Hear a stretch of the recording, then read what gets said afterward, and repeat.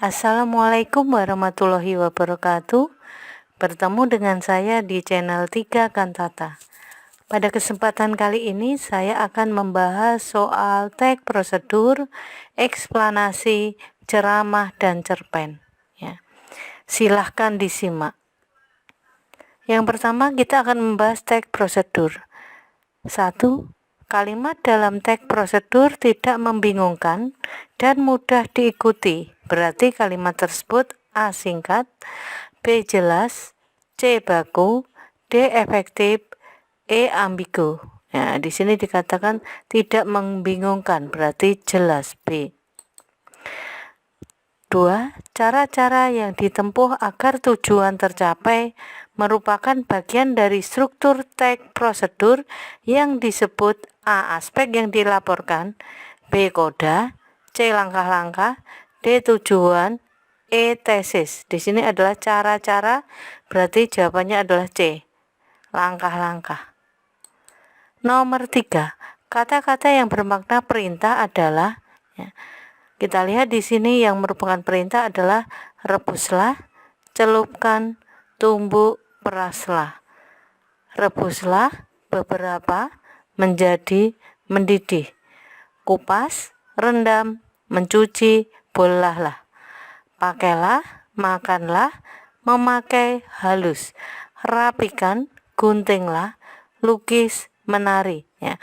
Perlu diingat bahwasanya kata-kata perintah memiliki ciri-ciri diantaranya berakhiran lah, kah, dan i. Bisa juga berupa kata dasar yang merupakan kata perintah. Jadi di sini jawaban yang paling tepat adalah A.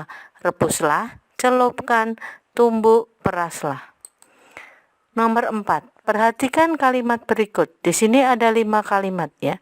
Pemberian penghargaan dapat memotivasi semangat berkarya pemuda. 2. Kurangnya apresiasi dapat mengakibatkan malasnya pemuda dalam berkarya. 3. Rehan menabung dengan tujuan ingin membeli sepeda baru. 4. Bu Wijah menyeduhkan teh hangat yang sangat manis sekali ke dalam cangkir kami. 5. Semua siswa mengikuti pembelajaran dengan tertib. Ya, di sini kalimat tidak efektifnya adalah di kalimat keempat.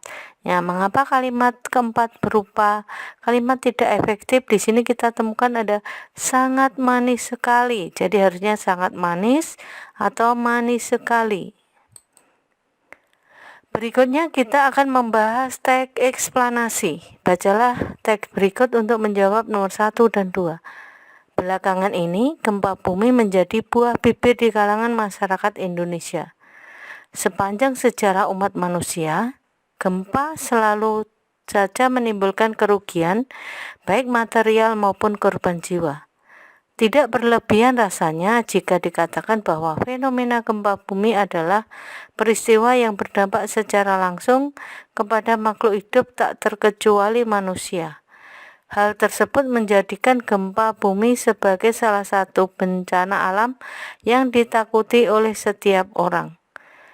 Kutipan di atas merupakan bagian A. Kronologis, B. Sebab atau akibat, C. Pengenalan objek, D. Asal-usul peristiwa, E. Kesimpulan. Ya.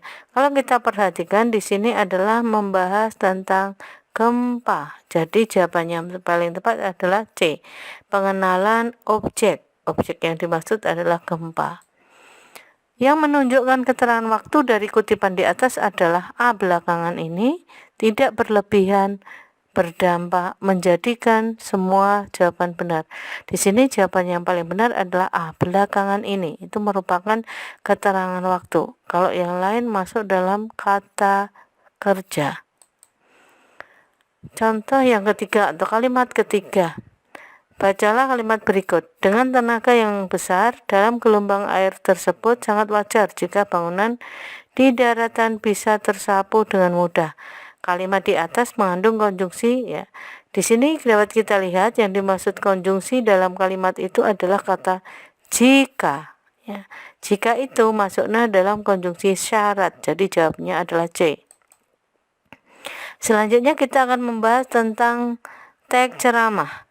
Isi dalam penutup penyampaian ceramah berupa A. Salam pembuka, B. Pengenalan topik, tema, dan judul, C. Materi pokok yang dibahas, D. Kesimpulan dan ungkapan penutup, E. Ucapan terima kasih. Ya, jadi di dalam penutup biasanya berisi kesimpulan dan ungkapan penutup. Jadi jawabnya D.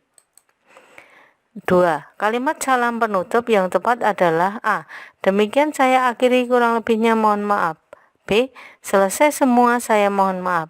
C. Sudah saya akhiri semua ini. D. Demikian saya awali, mohon maaf. E. Terima kasih. Di sini yang paling tepat adalah A. Demikian saya akhiri, kurang lebihnya mohon maaf. Nomor 3. Perhatikan kalimat berikut. Kesempurnaan milik Tuhan, kesalahan milik saya. Kalimat tersebut sering terdapat pada A. Pendahuluan, B. Isi, C. Materi, D. Salam penutup, E. Kalimat pembuka. Jadi jawaban yang tepat adalah D. Salam penutup. Karena biasanya kalimat ini akan mengakhiri sebuah pidato. Nomor 4. Penyampaian pidato yang bertujuan untuk meyakinkan pendapat adalah informatif, persuasif, rekreatif, provokatif, argumentatif. Ya, kita lihat di sini informatif itu bertujuan untuk memberikan informasi. Persuasif adalah bertujuan untuk mengajak atau menghimbau.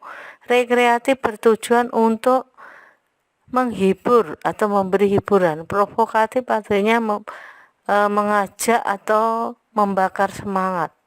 Dan yang terakhir argumentatif artinya meyakinkan pendapat. Jadi jawabannya adalah E.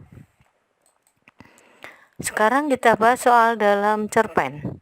Informasi mengenai pengenalan cerita dan tokoh dalam cerpen disebut A. Klimaks, B. Konflik, amanat, eksposisi, resolusi.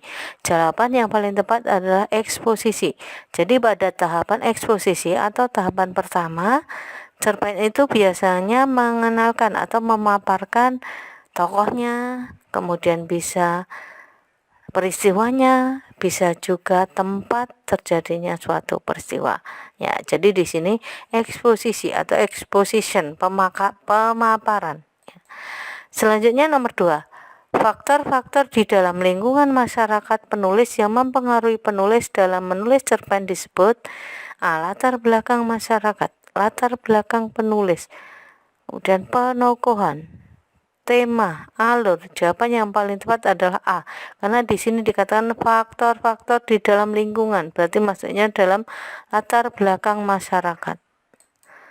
Nomor 3. Nilai yang menjelaskan baik dan buruk seseorang dalam cerita adalah nilai agama, moral, budaya, pendidikan, estetika. Ya, agama sering dikatakan dengan religius, moral atau etika, budaya atau adat istiadat, pendidikan, edukasi, estetika, keindahan. Jadi yang paling tepat adalah B. Moral. Kemudian nomor 4. Waktu Holil anak Haji Zainuddin sunat, aku masih anak kecil. Di kotaku belum ada listrik, apalagi radio dan bioskop. Hiburan satu-satunya bagi anak-anak kecil di waktu sore hari ialah menonton orang memasang lampu Petromax yang dikerek di setiap perempatan jalan dan memburu-buru gangsir atau laron bila mana musimnya tiba. Unsur ekstrinsik yang ingin ditonjolkan dalam kutipan cerpen tersebut adalah latar belakang A. Sosial masyarakat, B. Budaya masyarakat, C. Sosial pengarang, D. Sejarah penciptaan, dan E. Agama pengarang.